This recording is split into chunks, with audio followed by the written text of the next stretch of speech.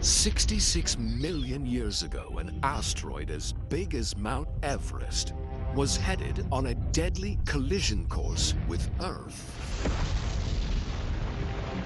The impact was so devastating that it wiped out the most gigantic, deadliest reptiles to ever roam our planet. But the dinosaurs didn't just die from one big boom.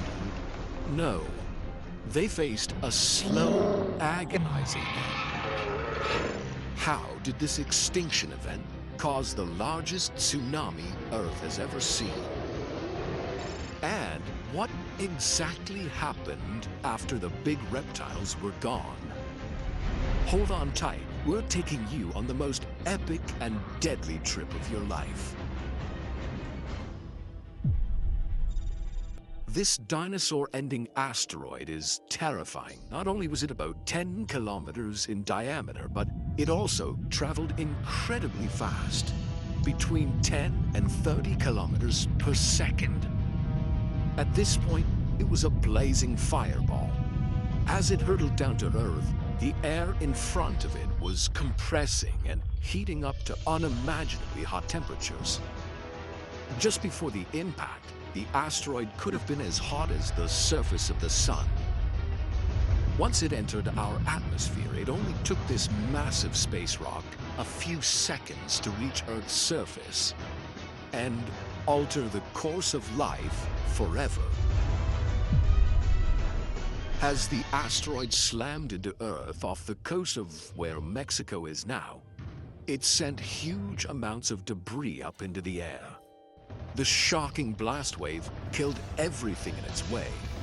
And from here, it was only getting worse.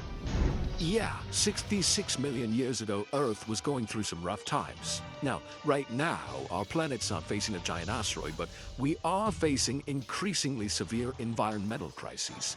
If you think it's time to fix our planet, well, stick around for a fantastic video recommendation from our friends at Planet Wild.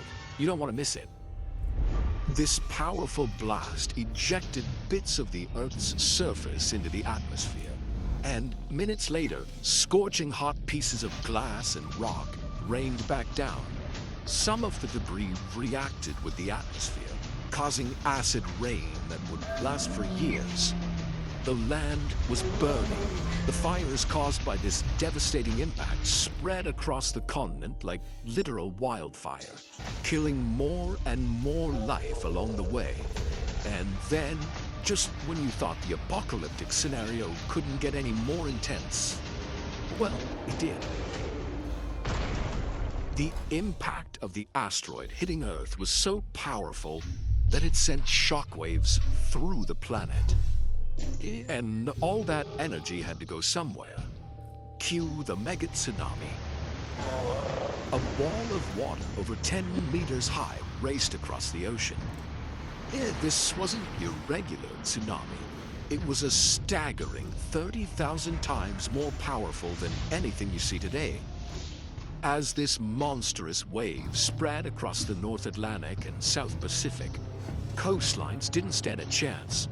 The wave hit with such force that it destroyed and reshaped the continent. If you were there to witness this apocalyptic destruction, well, you wouldn't survive any of it.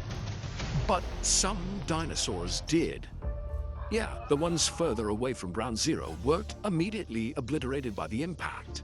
They weren't incinerated by the resulting infernos, and they managed to avoid being swept away by the mega tsunami. But still, their fate was sealed. As the dust began to settle, it was the start of a nuclear winter. Even though it wasn't nuclear weapons that caused it, the effect was the same. The massive amount of debris in the air blocked the sunlight for months, maybe even years. Earth suddenly became a cold, dark place, and the dinos weren't ready for it. As temperatures plummeted and fires released enormous amounts of greenhouse gases, the climate changed dramatically.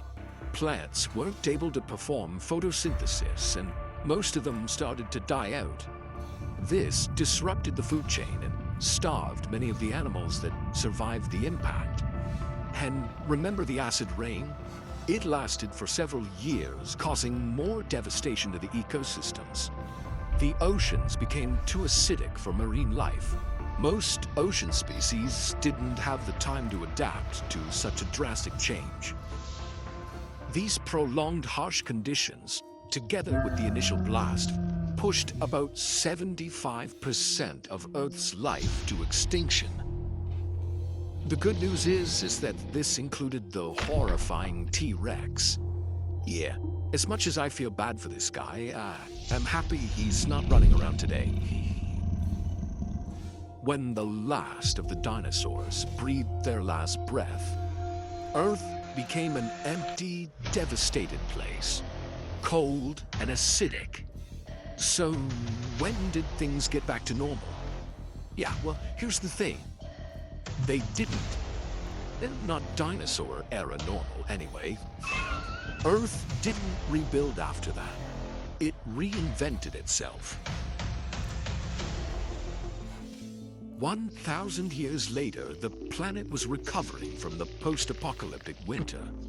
It was still cold and food was still scarce, but life was ready to make a comeback.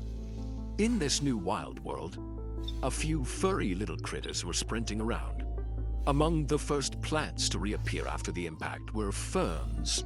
They really hit it off well after the disaster. 100,000 years later, Earth began to get a little more lively. Creatures about the size of raccoons were repopulating the continents, and the oceans were once again teeming with life.